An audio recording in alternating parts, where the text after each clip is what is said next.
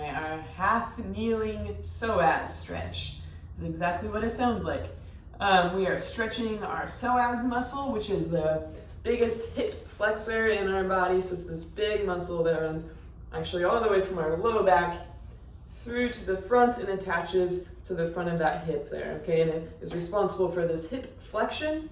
So when we do a lot of hip flexion, right, if we're seated here, the psoas muscle is tightened, okay? So we need to be able to stretch that out to regain that mobility in our low back and in our hips.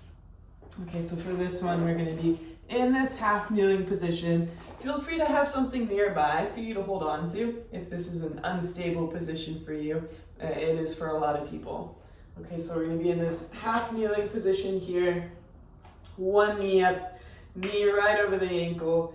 On the opposite leg, my hip is right over my knee. So 90 degrees in both knees here. I'm gonna switch here actually so you can see my hip. All right, so we're gonna practice this pelvic tilt first. So I'm gonna tilt my pelvis underneath my rib cage. Okay, so I'm not sticking my butt out. My pelvis is tucked under.